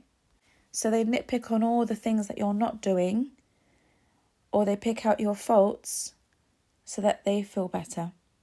When I see comments like this on people's videos, where people are just quick to jump on that disgusting thread of comments where they are really pumped up and ready to post all their unnecessary opinions and vile, offensive remarks and all of that. I just think, you guys have too much time on your hands to be spewing all of this hate on other people. Just leave people alone. Leave people be. You have a lot to do on yourself. You've got a lot of inner jihad and nafs to do on yourself to be occupied with the sins of other people But people who are not happy with who they are as Muslims, they will nitpick on all the faults of other people. And that comes from childhood. And it comes from childhood shame for not ever feeling good enough as a Muslim. So they often go the opposite way and become extreme in their deen to prove a point. Like, hey, look at me now. I'm more religious than all of you. I look more religious than all of you, so I'm better than you. And that's why they go that way, because they're trying to prove a point. But if you look into their childhood, you will always find that they had a very strict, harsh, and difficult upbringing. And if they didn't, then they would have got sucked into the lifestyle of these people later on in life in adulthood. So there might be reverts who get, sucked into this, or people who are finding the faith as young Muslims, and they are taught and brainwashed into believing that this is the right way of practicing Islam, and we must hate everybody whom we see as beneath us. We must judge everybody whom we see as being deviants. And we have the full right to be going around as the haram police and slamming everyone for it. The way they practice their religion, the way they cover, the way they, you're not going to be judged for these people's sins. Yes, we need to be encouraging people to do the right thing, but there are more important things in life that we need to be addressing within ourselves and within our own demons. We're not living in the Islamic golden age where, addressing people's public faults was a priority because everyone, was making the needed efforts to address their own problems first. That's what made the Islamic golden age so great. People looked within themselves and changed what was needed to be changed before advising other people in public. And that's why it was such a great society. That's why it was such a wonderful ummah to live in. But now people have all sorts of problems, inner problems, NPD, disorders, qareen issues, possession problems, jealousy, hatred, envy, because of all this shame that they're carrying for so long, and they're projecting it onto the public without addressing their own problems. So they want to address and poke their fingers at everybody in society, but not look at themselves. This is them running away from their own shame and addressing the problems within themselves. They don't want to go back there. They don't want to go back and dig out that shame because it's too painful. So I'm not slamming these people. I'm just telling you that if you do not stop shaming your children for things when they're young, they're going to grow up being these bitter people. Whether that's from a religious perspective, whether that's from a financial perspective, from a beauty perspective, it could be from loads of different perspectives. Children shouldn't be shamed for anything. Children are not going to be good at everything. Not every child is going to be good at maths or good at science or good at biology or good at art. They're not going to be good at everything at school. They're not going to be the most social kids, for you to be proud of. They're not going to be the most religiously compliant kids either. Sometimes it's the way you teach religion that makes them rebellious. If you were to just change your approach, you'd actually win with them. You'd actually see an improvement and a change. But a lot of people place too much pressure on their children to be perfect in every way because they have a public image to show. Look at my children. They're so clever. They're so smart. A stars. They do well in school. They do well in everything. In sport, they do well in everything. And you put that pressure on children, and when they fail to impress you or make you proud, or they fail to meet your expectations, they get shamed. And the worst type of shame is that which is attached to religion. So if they're trying to, comply and pray with you here and there, you're trying to teach them the Quran, you're trying to teach them adhkar, maybe their memory is not good. Not every child can be a hafiz. Not every child has got a good memory for memorization. So when you push and push and push for them to memorize and they can't memorize it, and you shame them because their brother managed to do it or their sister managed to do it, guess what's going to happen? They're going to grow up with a very bitter taste of religion in their mouth. They're not going to like it. No wonder they don't want to watch Islamic cartoons. No wonder they don't want to hang around with Muslim kids. No wonder they don't want to read the Quran or go to the mosque or go to any of those online Arabic classes. Because the shame that you have given them that is associated with their failure in making you proud when it comes to religious matters, even though they're not obligated to do anything. The Prophet Muhammad said, teach them, but they're not obligated to perform any of the worship rituals until they reach the age of puberty. Because that's when they're accountable for it. But during this time, teach them.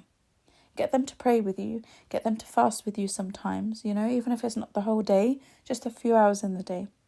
I have a friend, her 10-year-old boy, he fasted the whole of Ramadan with her, mashallah, because he wants to, he enjoys it, he's not forced.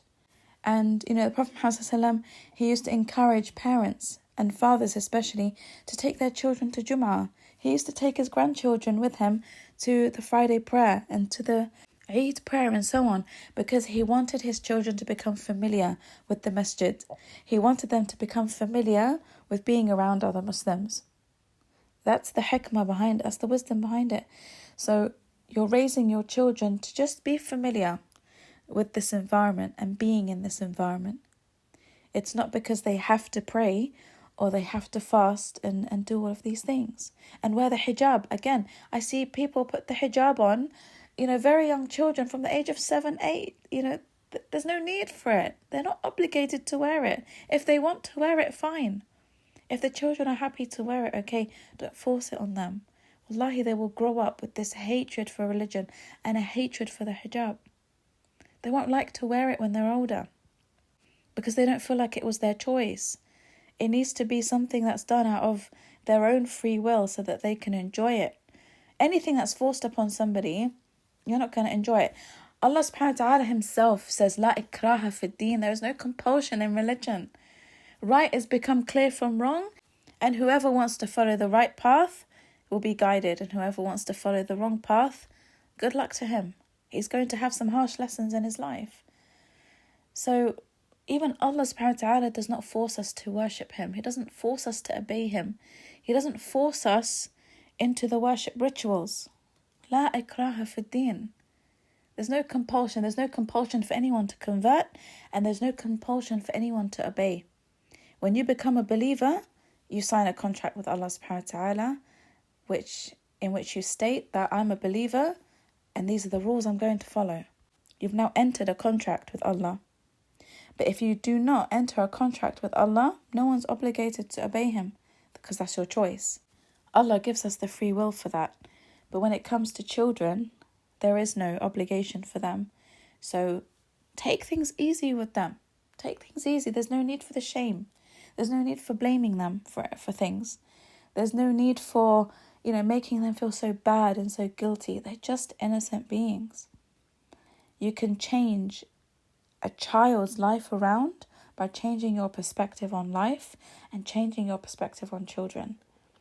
Okay, they're meant to be enjoyed. They're meant to be, like qurrat a'yun, which are the corners of your eyes. These are your rizq. It's a blessing to have children. But because of poor upbringing, sometimes your children will turn into a trial for you rather than your blessing. Okay, so it's in the parents' hands how the children turn out. Are they going to be your blessing or are they going to be your hardship? So always look out for the times where you're likely to shame them, especially when it's in front of other people. If you shame your kids in front of other people, that resentment never goes away. Never goes away. That's a part of the deep-rooted hatred that people with NPD have in their hearts. It's being shamed in front of others, especially elders or their siblings or their cousins or their friends at school. You shame a child in front of other people for something that they didn't do intentionally or something they were incapable of doing. So, for example, they just kept getting bad grades at maths. And now you're going crazy. Like, you're so angry with them for not doing the maths homework, or, for not studying enough, but they just don't like maths. They feel like they just can't do it. No matter how much they try, they can't do it. You shame them in front of the family for getting bad grades in maths, they will hold on to that resentment and hatred for a very long time until you resolve it. Okay, because they never forget that. Shame is a very powerful emotion that people don't forget about, because it's connected to your dignity. And when you lose your dignity, you lose everything as a human being. Okay? Be careful. Be very careful with this. You don't want your kids growing up to be very bitter, jealous, and envious adults who are angry at the world and angry at everyone who has what they've always wanted. Okay, instead of feeling happy for them, saying, mashallah, Allahumma barik, may Allah give you more, you deserved it, you worked hard for it. Instead of having that attitude, your kids are going to have the attitude of, I hate them.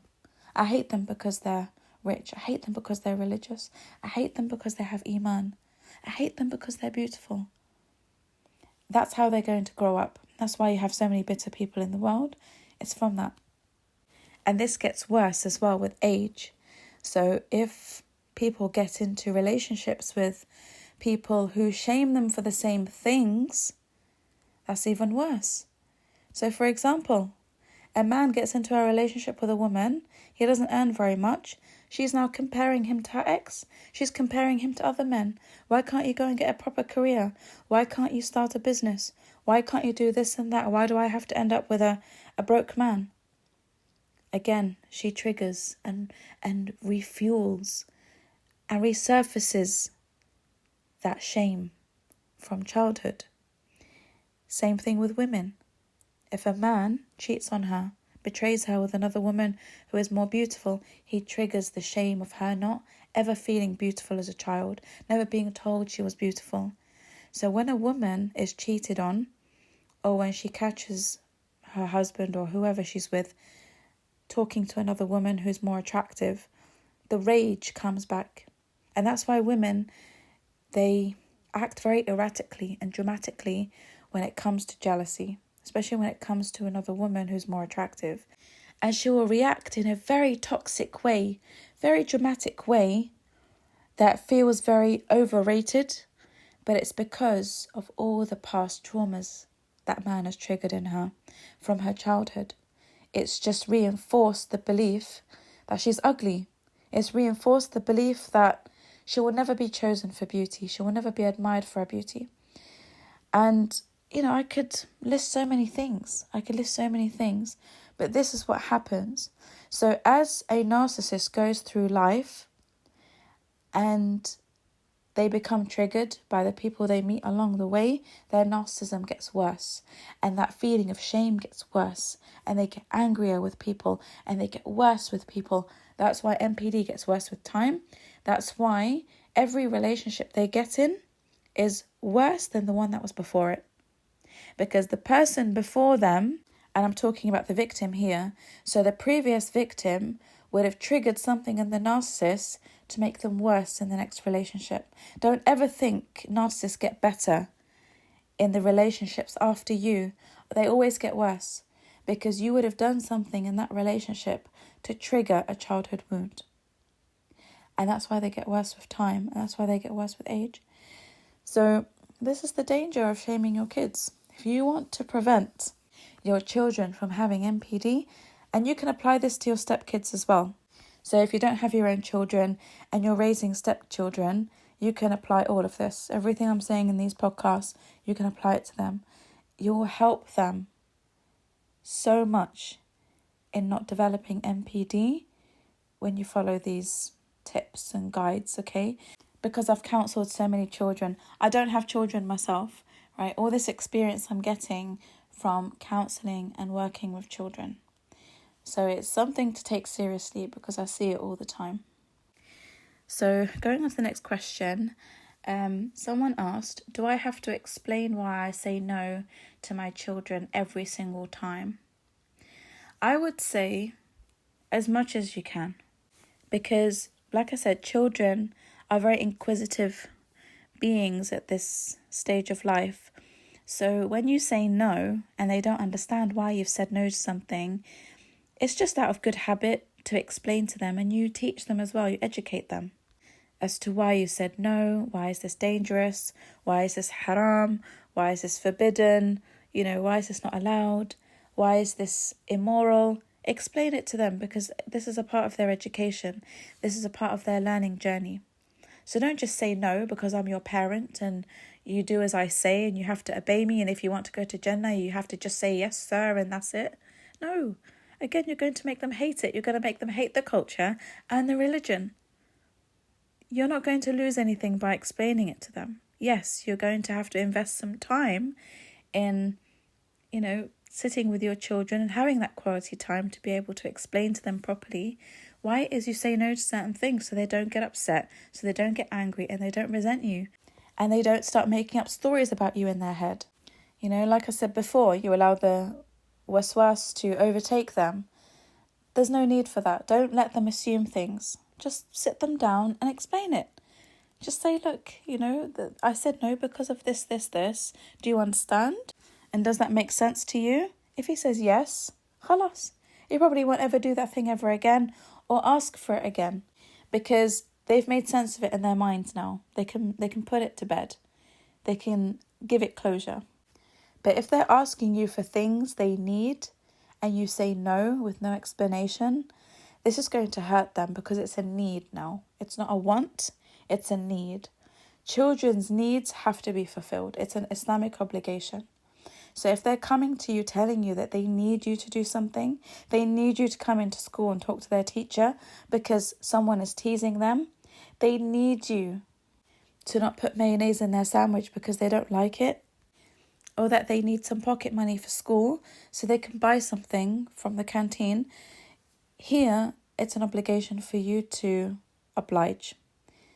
However, when it comes to a want, be patient and always remember you are seeking the reward from Allah subhanahu wa ta'ala by being merciful to this child and explaining instead of becoming tyrannical and oppressive and just downright unbearable to be around as a parent.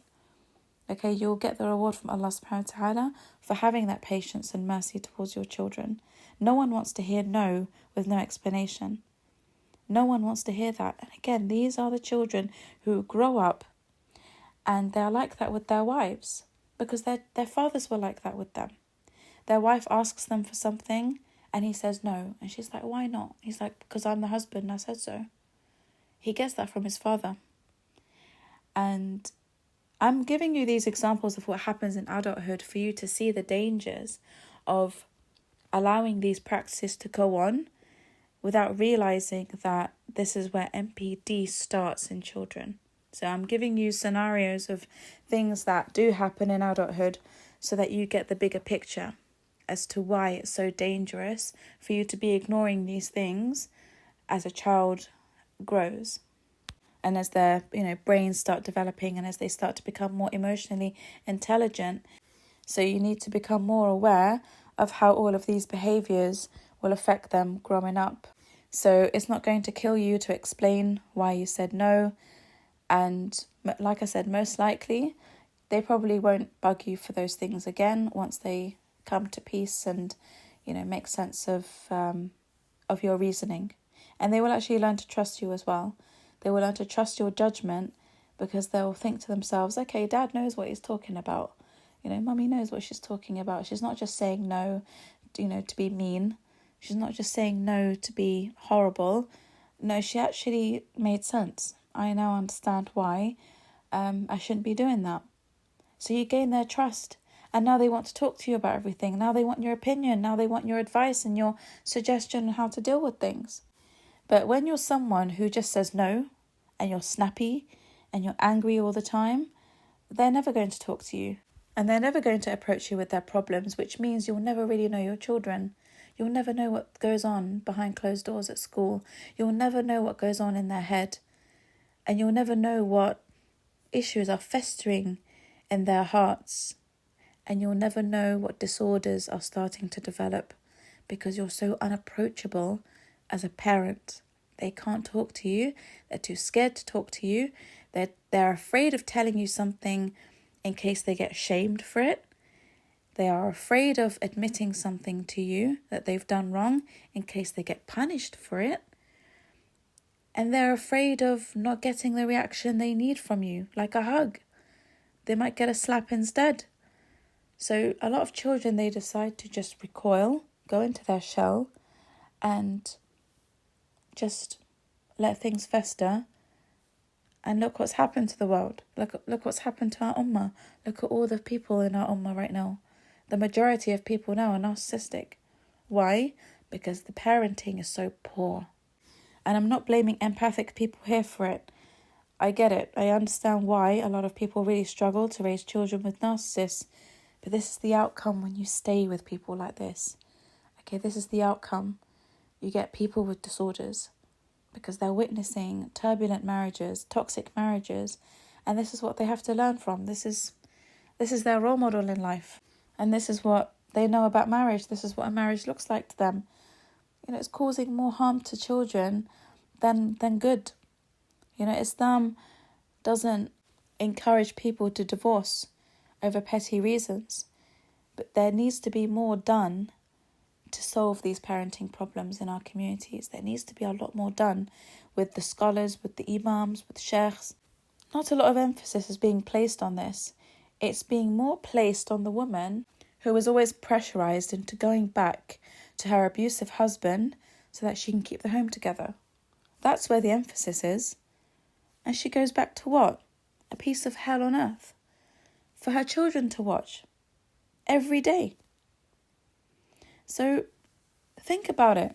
Think about why the Prophet Muhammad ﷺ said that this ummah will only be great when it's built on the backs of strong families, strong family units. If all our family units are broken because of the toxicity within them, and because husbands and wives don't love each other, they have no mercy and respect towards each other, what do you expect is going to happen? This entire ummah has crumbled because we have weak families and non-existent families as well. Like I said, you could be just living with strangers within four walls. So it's just something for you to think about, because this is what happens when we lack mercy towards our family members. And the Prophet Muhammad ﷺ said, the best of you are those who are best to their families. And this is the reason why. If you're not great with your family, what hope do you have of having a strong family unit? None at all. Absolutely none at all. And thus you contribute towards the crumbling of the ummah. That's another pillar that's been broken, because the narcissistic father has no responsibilities towards the emotional development of his child, because he feels it's a waste of time, or because he just can't be bothered to work on himself. He can't be bothered to go to family therapy or counselling to get help for his inner problems, his inner demons. He doesn't want to go and get that kind of help. He's beyond all of that, and he's above all of that. I'm not going to counselling. I'm not going to therapy. Who do you think I am? I'm not doing any of that. The children will obey me, and that's it. The children will listen to me. I'm their father, and that's it. Full stop. Period. When you're living with someone like that, wallah, raising kids, it becomes 100 times harder. And that's why, like I said, if you've got nowhere to go, if you feel like you're stuck in this relationship and you have to stay for whatever reason, then at least follow these steps so that you can counterbalance the toxicity that's going on in the parenting. So next question is, my son never cries. What can I do about this? So your son never cries. It's because it's an accumulation of everything I've spoken about in this podcast. Okay? He's bottling up rage. He's bottling up anger, upset, resentment, hatred maybe, frustration, and feeling irritable, and feeling, again, that shame. So a lot of children, they train themselves to not cry because they have been punished for crying before. They've been shamed for crying. They've been ridiculed for crying. They've been made fun of. They've been all sorts as a result of crying. They've been told that they're little girls for crying. Look at you crying like a little girl. He's only 5. He's only 5 and you're telling him that.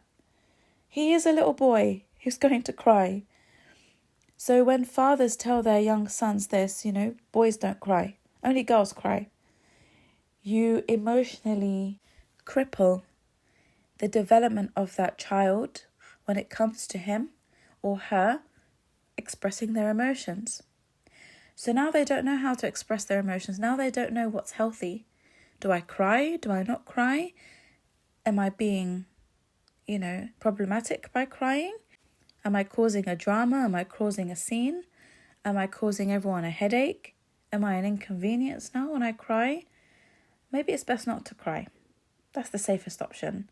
Let me just bottle it all up inside and not release it. And that's even more dangerous because it accumulates and accumulates and accumulates until it develops into a disorder. And they're holding on to their tears so much because they're used to getting a slap when they cry. They're used to getting shouted at. They're used to getting laughed at by their siblings or their parent or whoever. Oh, look at the crybaby. And when siblings tease each other like this, it's the parent's role to step in and stop that from happening. So this teasing has to stop. You need to teach your children the moral aspect of not doing that to your siblings, and that it's okay to cry. It's fine to cry. You can go up to your room and cry. And when you feel better, come and talk to me about it. Tears have this amazing way, subhanallah, it's a mercy from Allah, of releasing trauma. And the evidence for this is most people, after a really good cry, feel so much better. And it's because the tears actually shed the emotional trauma from our body. And that's why some people have to wail it out. Some people have to cry like a baby until they feel, it's like when you vomit, when you feel really sick. And then when you eventually vomit, you feel so much better. It's out of your system. Crying does the same thing to our emotions. So never bottle up your tears. If you feel like you need a really good cry, just go somewhere where you can have a really good cry. And you get rid of all that trapped, toxic, emotional mess that's within you that will fester into physical problems later if you don't cry it out. And when I say physical problems, I mean autoimmune diseases. You can get cancer from it. You can get chronic hair loss from it. Okay, if you bottle up your emotions to this degree, you never cry, you'll get health problems, physical health problems. And sometimes trapped emotional trauma can actually form blood clots in your body. And that's why the Prophet Muhammad said, go for hijama. So if you feel like you've gone through so much trauma and you're someone who doesn't cry, or you feel very uncomfortable crying, sometimes you feel like you can't even cry. You try and it doesn't come out. Go for hijama. The hijama will remove all the blood clots that have come as a result of the manifestation of emotional trauma turning physical in the body. SubhanAllah, this is a part of the sunnah. You want to heal from trauma, go for hijama. Just get rid of it. Get rid of all those blood clots that have been formed as a result of all the stress and all the rage and everything that you haven't been able to expel from your body via tears. Okay, so when you see kids having a really good cry, that's a mercy from Allah. Just let them cry it out. More often than not, you see a child have a really good cry about something and then totter out of their bedroom like nothing happened. It's because they got rid of the trauma. They now feel better. There is this relief you feel after you have a good cry. Just try it. Honestly, try it. If you feel like you've got some things that are really causing you pain inside, just take some time out somewhere and cry it out. Even if it's like on your prayer mat, cry it out. And this will actually contribute towards your healing journey because you're getting rid of, things that you've been storing for a long time. So if it's bothering you to hear your children cry over petty, silly things, just tell them, look, go to your room, have a really good cry, and when you feel better, come down and we'll talk about it. So just don't let them have a tantrum in front of everyone. Don't let them have a tantrum in front of you to punish you or to intimidate you or to manipulate you. Like I said before in my previous podcast, just send them to their room. Say, look, I think you need some private time right now. I would tell you, go and cry it out in your room. When you feel better, come down. And then when he does come down to talk about it, ask him, do you feel better? And he'll be like, yeah, I do. Talk about how much it's helped him. Let your kids cry it out. Just don't let them do it in a manipulative way. Because remember what I said to you before? Some kids will fake cry and manipulate others into believing that they are more upset than they are to get what they want or to get away with something, right? To have their way with something. So always know the difference and don't allow children to manipulate you or others in that way. Just let them cry it out on their own, away from people where they can't manipulate others, and then get them into the habit of coming downstairs or wherever and talking about it afterwards. Okay?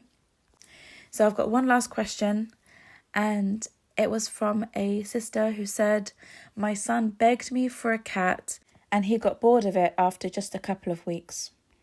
When I spoke to this sister, she said that she'd heard me say before, a few months back, that animals are very good for children. I mentioned it in my last podcast as well.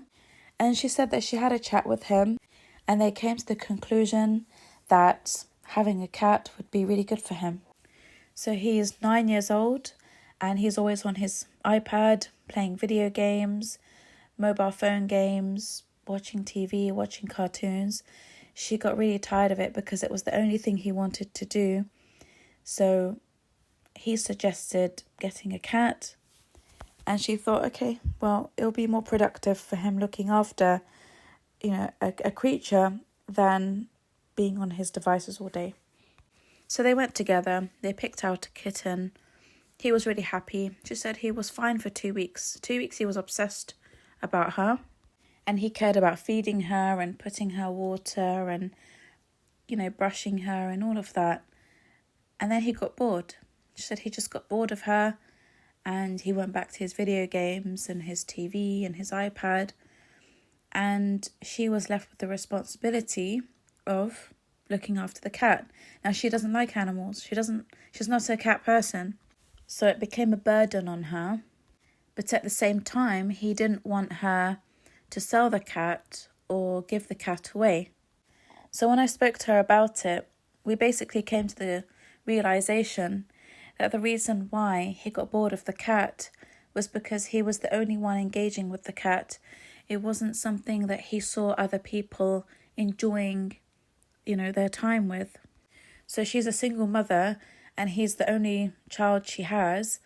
And because she's not an animal person, she didn't bond with him over the cat. She just left him to it. She told him what to do. She told him what to feed her and all of that. She just does the shopping, brings the food home, and he does the rest. He got bored. It wasn't something that he was able to share with his mother because she's not into cats. So I found that when it comes to getting kids pets, they only really enjoy it when you're an animal person as well. And I know this because I see it all the time. Children really enjoy being around animals when their parents enjoy it too. If their parents don't enjoy it, the kids will very quickly get bored of the cat or whatever pet they have. And I'll give you an example. I went to go visit a friend and she's got 2 kids and they have a hamster. They begged her for a hamster. She ended up getting them a hamster. And she's not an animal person at all. She really doesn't like animals in the house. But because, she's a single mum, she's trying to occupy their time, she agreed to getting them a hamster. She's OCD with animals, but she did it for them. Anyway, they quickly got bored of the hamster. And, she was nagging them to look after the hamster, to feed the hamster, to clean the cage out and everything. And they became very lazy with it. And she started to get really frustrated because she didn't want the hamster in the first place. And now she's nagging them to, just do the basics, to look after them, because that was the deal. If I get you a hamster, you're going to feed the hamster and look after him and clean the cage. And they said, fine. So when there's no engagement with the parent, children become very quickly bored with animals. So when I went to go and visit, I'm a huge animal person. I love animals. So they said to me, oh, we have a pet hamster. And I said, oh, bring the hamster out. Let me have a look. Like, I was genuinely excited to see this hamster because I love them. And, they hurried off and they brought the hamster to me, and they weren't able to hold the hamster. So I taught them how to hold the hamster, and it was so exciting for them. They loved every minute of it because I bonded with them over it. And they were so happy that they could finally get to hold this hamster because they weren't able to. They didn't know how to pick it up. They didn't know how to hold it properly. So I was teaching them these things, and they absolutely loved it. And their mum told me that the children kept bugging her, asking her, when is Auntie Mona coming back? Because we want to play with the hamster. So she said they got this newfound interest in the hamster after that, because they found an adult who can engage in this with them and enjoy it, actually genuinely enjoy it. So this goes for everything, by the way. Like, when kids bake, or when they, do handcrafts or make paper planes or whatever, they really enjoy it when the adults enjoy it with them too. Painting, drawing, they love it when the adults participate. They don't just want you to pawn them off and, give them paper and pens and, go off and into your room and draw me something. They love it more when they do it with you. And you actually encourage their passions that way. My mother has a friend whose son used to love creating very creative paper planes. So he used to sit there and, he used to get origami books for his birthday and Eid. And he used to, really create the complex ones. He's an airplane engineer now. Mashallah, he did so well. He pursued that passion because his mum allowed him to, really grow in it.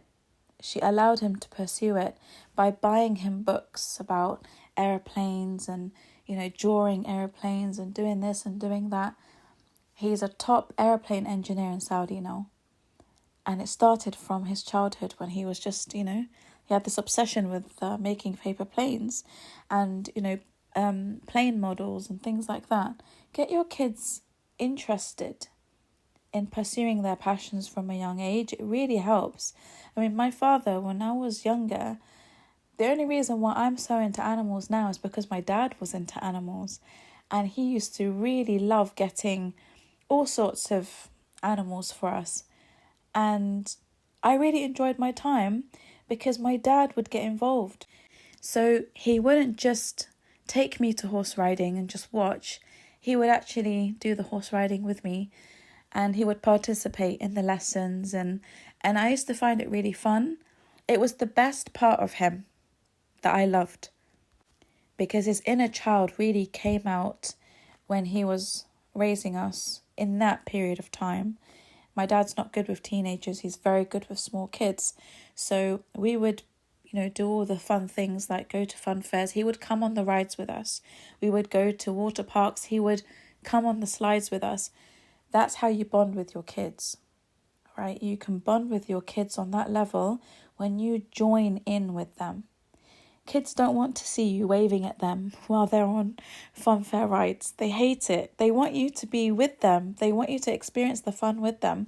And it's the same with animals and pets. So if they see that you have no interest in the pet, that you don't want to be touching the cat, you're grossed out by the cat, you're grossed out by the guinea pig or the hamster, they're going to get bored because they enjoy it when you're participating in it with them. You're having fun, genuine fun in this activity with them.